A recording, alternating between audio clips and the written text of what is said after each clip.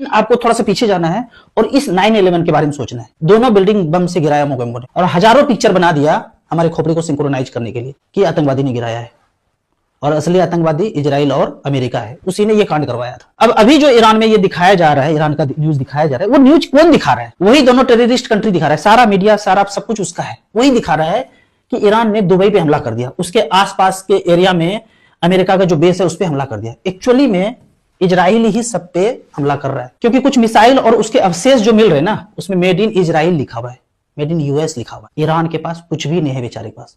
वो अपना जिंदगी जीना चाहता है, बच बच के जीना चाहता है। और इसके पहले जाके देखना चाहेंगे गजा में जो त्राहिमाम मचाया टेररिस्ट इजराइल ने, उसको आप देखेंगे वहां के मलबे में made in India Tata Adani का इक्विपमेंट मिला है।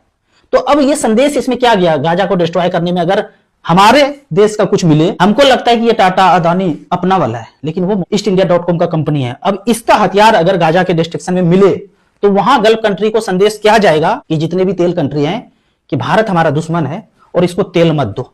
वही तो चाहता था मोगेम्बो कि आपको मिले नहीं और बैटरी आधारित, सोलर आधारित आप जिंदगी जिए, जिसका बटन मोगेम्बो के पास 7 समुंदर पार हो। अभी अगर तेल लेते हैं तो उसका कंट्रोल तो ईरान के पास है, लेकिन आप सोलर बैटरी तकनीक के सहारे चलना चाहेंगे तो उसका सारा कंट्रोल वही दोनों टेररिस्ट कंट्री के पास है। अच्छी बात यह है ना, इस चालबाजी को करोड़ों लोग समझ रहे हैं और जाग रहे हैं धीरे धीरे करके।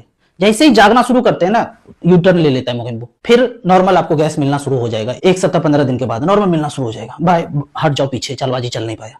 लेकिन अगर चलते रहता, आप एक्चुअल सब कुछ मानते रहते, हम भी मानते रहते और भी लोग मानते रहते, तो फिर ये लंबा खींचता, 2 महीना 3 महीना 6 महीना खींचते रहता है। अनाज जितना भी ज्यादा हो रहा है तो तबाह करो इसको। किस तरह से तबाह करो आपको दिखाता हूं। ये जो हमें पिक्चर में दिखाया गया ना, बेजोड़ माइंड प्रोग्रामिंग किया गया कि इतना सस्ता सैटेलाइट लॉन्च करेंगे भारत से कि ऑटो के खर्चा में चांद पे उससे कम खर्चा में सैटेलाइट लॉन्च कर रहे हैं। तो पूरे देश से यहां से लॉन्च हो रहा है।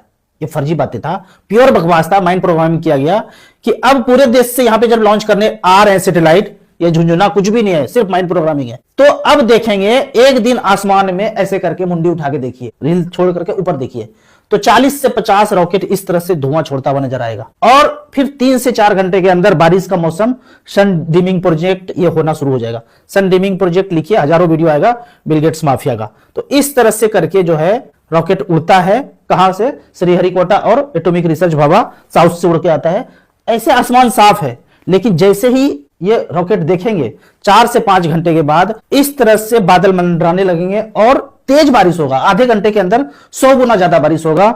शहर में, गांव में लबालब पानी भर जाएगा। जैसा बारिश आपने कभी देखा नहीं था, ऐसा अनुभव करेंगे।